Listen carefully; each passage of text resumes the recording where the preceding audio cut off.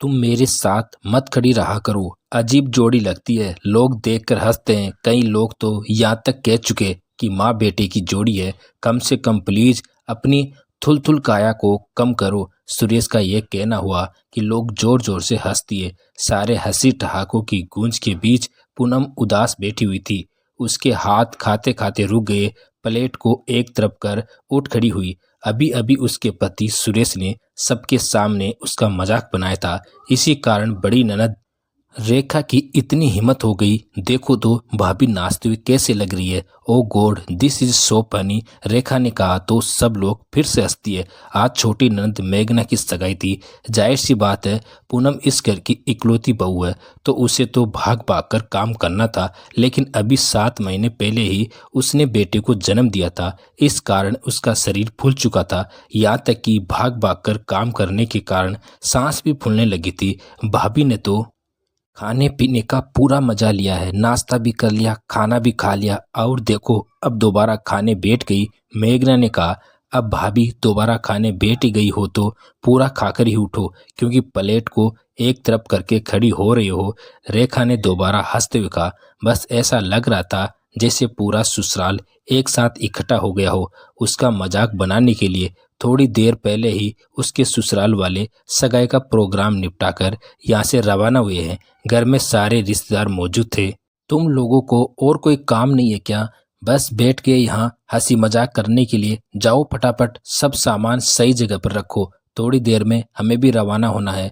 आखिर सास सुमित्रा जी के डांट पर सब लोग वहां से उठे और सामान अपनी अपनी जगह पर रखना शुरू किया। तभी सुमित्रा जी पूनम से बोली, बहू इस तरह खाते समय बीच में प्लेट को छोड़कर उठना नहीं चाहिए।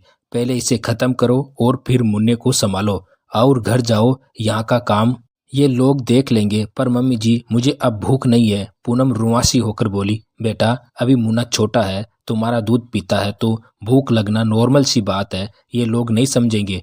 तुम खाओ, बाकी मैं देख लूंगी कि कौन तुम्हारा मजाक बनाता है। पर एक बात जरूर कहूंगी, जवाब देना सीखो। पति है तो क्या कुछ भी बोलेगा? सुमित्रा जी ने पूनम की तरफ प्लेट सरका कर कहा। सुमित्रा जी के मनाने पर पूनम दोबारा खाना खाने बैठ गई। इतने में सुरेश उसके पास आया और धीरे से उससे बोला, फिर से बैठ गई? अरे कुछ तो अपनी हेल्थ का ध्यान रखो। तब सुमित्रा जी ने उसे घूर कर देखा तो वो चुपचाप वहां से चला गया। पूनम ने खाना खाया और मुन्ने को लेकर सुमित्रा जी और अपनी छोटी बहन पायल के साथ घर रवाना हो गई। घर जाकर मुन्ने को दूध पिलाकर सुला दिया। तब तक सब लोग घर आ गए। आते ही सबने कॉफी की डिमांड कर दी। पूनम रसोई में गई और सबके लिए कॉफी बनाकर ले आई। अभी बाहर सबको कॉफी सर्व कर रही थी कि आखिर में सुरेश को कॉफी देने गई, लेकिन पैर मैट में उलझ गया और वो गिर गई। उसके गिरते ही सब लोग हंस दिए, जबकि सुरेश उसे उठाने की जगह जोर से चिल्लाया, बस कोई काम ढंग से नहीं होता, गिरा दी ना कॉफी। खा खा कर मोटी हो ही जा रही है, अपना खुद का शरीर तक संभाल नहीं पा रहे हो। घर तो क्या ही संभालोगे तुम? पता नहीं कैसे पैर मेट में उलझ गया। मैं दूसरी कॉफी बनाकर लाती हूँ। पूनम कप के टुकड़े समेटते हुए बोली, क्या भाभी इतना मोटापा भी किस काम का, जब खुद को ही संभाल नहीं पा रहे हो? थोड़ा तो अपने शरीर की तरफ ध्यान दो। रेखा ने कहा। रेखा चुप कर, भाभी है वो तुम्हारी। सुमित्रा जी बीच में ही बोली, इसे समझाना अपना सिर फोड़ने के बराबर है। क्या खुद को नहीं दिखता कि शरीर कैसा होता जा रहा है? सुरेश फिर बोला। सुरेश उसे डांटने की जगह उसे उठाने में उसकी मदद करता तो ज्यादा बेहतर होता। सुमित्रा जी ने सुरेश को डांटते हुए कहा, क्या मम्मी हर बात में तुम उसका पक्ष ले लेती हो? उसे समझाने की जगह उसे सिर पर चढ़ा रही हो। सुरेश चिढ़ते हुए बोला, लेकिन तब तक पूनम की आंखों में आंसू आ गए थे। उसने कप के टुकड़े समेटे और जाकर अपने कमरे में बैठ गई। पायल भी उसके पीछे पीछे कमरे में आ गई। दीदी, आप जीजा जी को बोलते क्यों नहीं हो? वो आपका इस तरह से मजाक कैसे बना सकते हैं?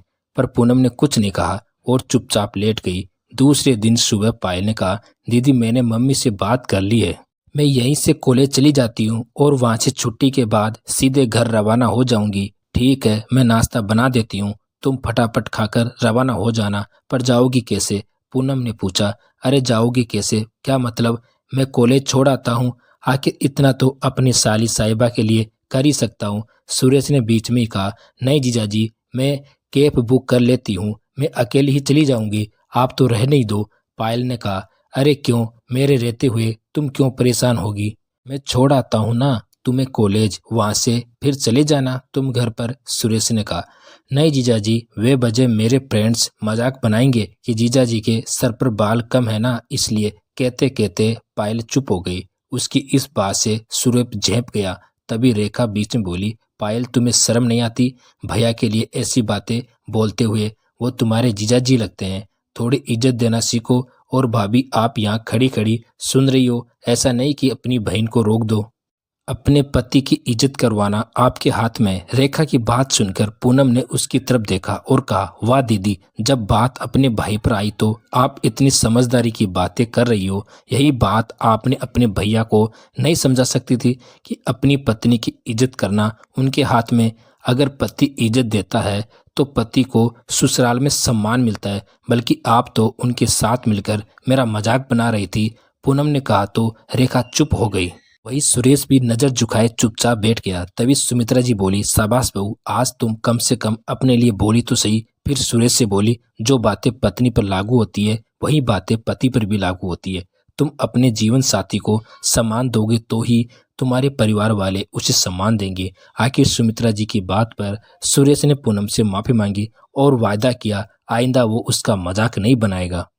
दोस्तों, पूनम और पूनम की बहन ने सही किया या गलत, कमेंट बॉक्स में ज़रूर बताइए। और कहानी पसंद आए तो एक लाइक ज़रूर करें। नई नई कहानियाँ सुनने के लिए हमारे चैनल को सब्सक्राइब ज़रूर करें। धन्यवाद।